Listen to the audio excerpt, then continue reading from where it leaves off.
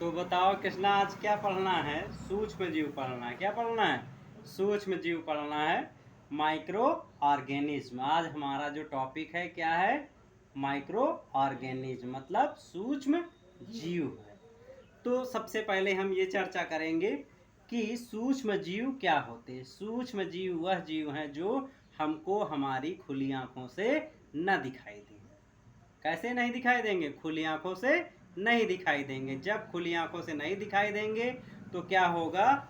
हम इनको नहीं देख पाएंगे। तो कैसे देखेंगे? तो सूक्ष्मदर्शी की सहायता से हम लोग इन्हें देखते हैं। तो ऐसे जीवों को हम लोग क्या कहते हैं? वायरस कहते हैं, बैक्टीरिया कहते हैं, फंजाई कहते हैं। वायरस को हम लोग विषाणु कहते हैं, बैक्टीरिया को जीवाणु कहते हैं और फंजाई को कवक कहते हैं। ये सभी आप लोगों ने समय समय पर आप लोगों ने देखा होगा। तो दोस्तों, अब हम लोग क्या करेंगे कि कृष्णा जी बताइए क्या करेंगे? हम इनके अध्ययन को देखेंगे। क्या करेंगे? इनके अध्ययन को देखेंगे। जब हम बैक्टीरिया का अध्ययन करते हैं तो उसको क्या कहते हैं? बैक्टीरियोलॉजी। और जब हम लोग विषाणु का अध्ययन करते हैं तो उसको कहते हैं वायरोलॉजी। और जब कवक का अध्ययन करते हैं तो उसको कहते हैं फाइकोलॉजी। और जब हम लोग क्या कहेंगे? का शैवाल का अध्ययन कहते हैं तो फाइकोलॉजी, और कवक का करते हैं तो माइकोलॉजी।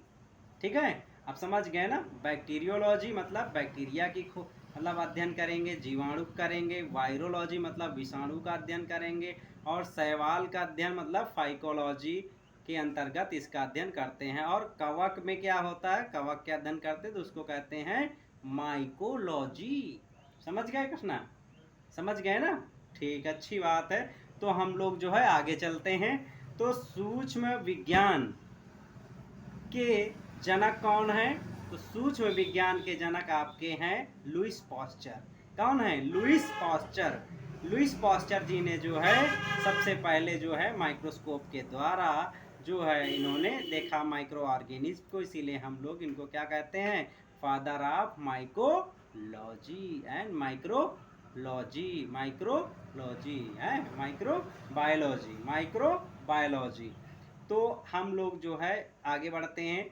तो इनका वास कैसा रहता है? वास देखो, ये कहाँ रहते हैं? सूक्ष्म जीव जो है हमारे चारों ओर पाए जाते हैं। मिट्टी में, जल में, वायु में, हवा में, जूते में, सॉक्स में, हमारे टीथ में, टंग में, पेट में, आंत में, जहाँ पर भी, कपड़ों में भी, हर जगह रहते। कौन? सूक्ष्म जीव।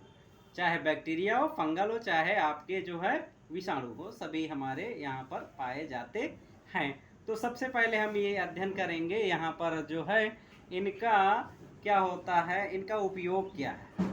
किसका? सूक्ष्म जीवों का। सूक्ष्म जीवों का उपयोग मुख्य रूप से क्या होता है?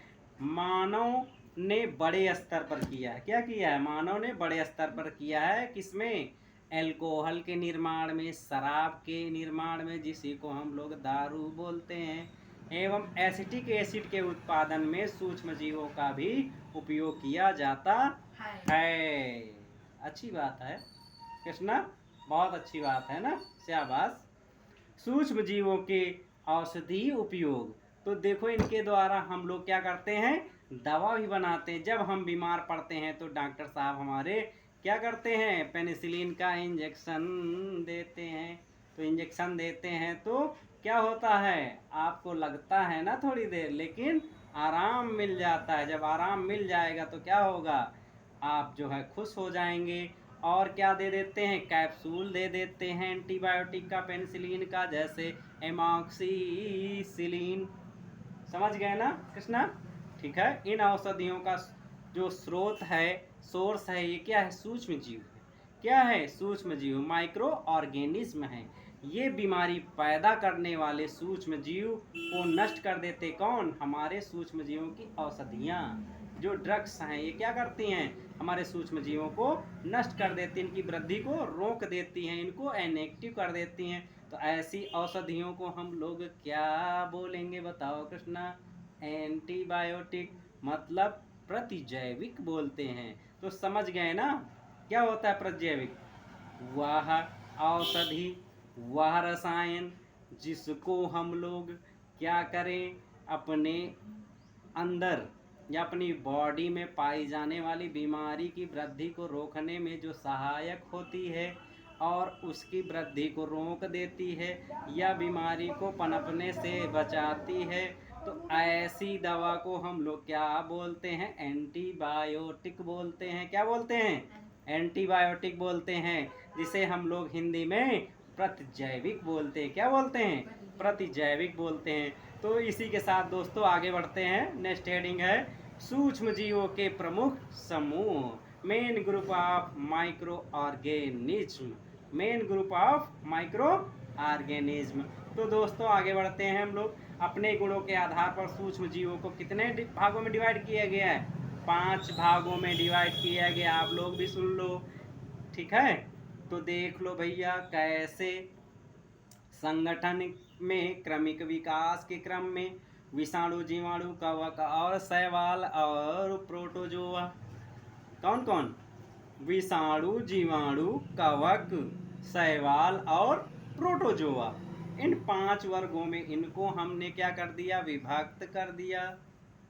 बात समझ में आ रही ना कृष्णा, आ रही ना, ठीक है, अच्छी बात है। तो आगे बढ़ते हैं। इसी क्रम में विषाणु जीव जगत को निर्जीव जगत में भी विभाजित करता है। क्या करता है, विषाणु को हम लोग connective between living and non living के बीच की क्या बोलते हैं, कनेक्टिव लिंक बोलते हैं। मतलब विषाणु को क्या कहते हैं, जीव और निर्जीव की संयोजी कड़ी माना गया है। समझे ना, क्या माना गया है, संयोजी कड़ी माना गया है। किसके बीच की, जीव और निर्जीव को, जीवित की और मृत के बीच की क्या माना गया है, कड़ी माना गया है, जिसको बोलते हैं connective link between living and non living organism. कौन, वायरस। समझ गए ना। आगे बढ़ते। प्रोटोजोआ जंतु जगत का क्या है, एक भाग है। इनमें सूक्ष्म जीव के पोषण का जो तरीका क्या होता है, स्वपोषित होता है और विषम पोषित होता है। कुछ ऐसे जीव होते जो अपना भोजन स्वयं बनाते हैं, बट कुछ ऐसे होते जो दूसरे से भी ले लेते हैं, कुछ दोनों से लेते हैं। जैसे फॉर एग्जाम्पल आपका क्या है, युगलीना। क्या है, युगलीना। युगलीना क्या है, जब इच्छा उसकी होती है तो क्या करता है, फोटोसिंथेसिस करता है, और फोटोसिंथेसिस करने की इच्छा नहीं है तो क्या करता है, सूक्ष्म ऑर्गेनिज्म को पकड़ करके खा जाता है। कौन, युगलीना। कौन, युगलीना, ठीक है। तो युगलीना क्या है, प्रोटोजोआ संघ का प्राणी है, और ये अपने फ्लैजिला से पकड़ करके क्या कर लेता है, भोजन को जकड़ लेता है। जकड़ने के साथ साथ फिर उसका जो है रस चूस जाता है। चूसने के बाद उसकी एक्स्ट्रा बॉडी बाहर इजेक्ट कर देता है। इजेक्ट करने के साथ साथ और क्या करेगा ये, जब इसकी इच्छा होगी, कहने का मतलब जब इसको फूड मटेरियल नहीं मिलेगा एक्स्ट्रा, तो वो क्या करता है, सूर्य के प्रकाश की प्रेजेंस में क्लोरोफिल के उसके में जो है क्या